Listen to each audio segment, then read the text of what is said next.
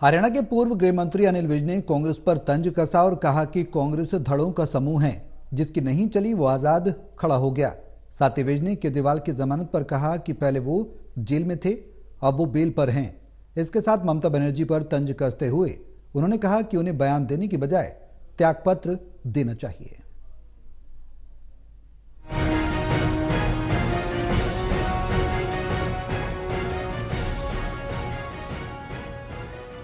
कांग्रेस ने नामांकन खत्म होने के कुछ घंटे पहले अपनी लिस्ट जारी की। बावजूद इसके कांग्रेस में भारी बगावत देखने को मिल रही है।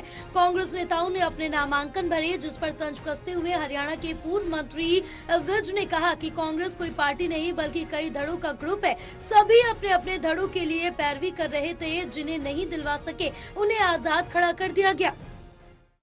जिस पार्टी का 16 साल से चुनाव नहीं हुए उसको पार्टी तो कहा भी नहीं जा सकता।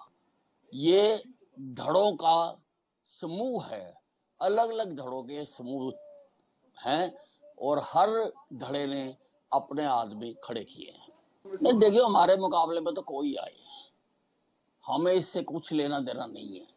मैंने तो यहाँ तक कहा था कि चाहे भूपेंद्र सिंह हुड्डा आके लड़ लें, चाहे राहुल गांधी आके लड़ लें, उनको अपनी हैसियत पता लग जाएगी। इसलिए कोई आए, हमने कुछ नहीं लेना। हमारी जो जनता है वो सब जानती है।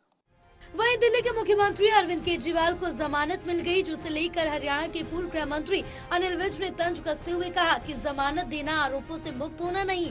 सुप्रीम कोर्ट ने जमानत दी है, लेकिन बंधन अभी भी उनके ऊपर है। फर्क इतना है कि पहले वो जेल में थे, अब वो बेल पर है। नहीं, जमानत एक प्रक्रिया है। जमानत मिलना दोष मुक्त होना नहीं होता। और फिर सशस्त्र जो जमानत मिली है, शर्तों के साथ जमानत मिली है। बंदिशें अब भी हैं उनके ऊपर। पहले फर्क इतना ही है, पहले वो जेल में थे, अब बेल भी है।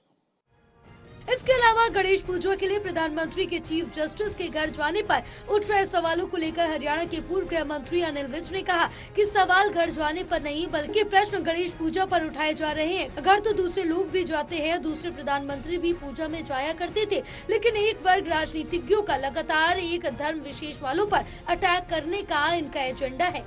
अनिल विज ने ममता बनर्जी के इस्तीफे की बात पर भी तंज कसा और कहा कि बयान देना अच्छी बात नहीं है, सारा देश देख रहा है। वो प्रदेश को संभालने में पूरी तरह फेल हो गई। उन्हें ये मानना चाहिए और बयान देने के बजाय त्याग पत्र देना चाहिए।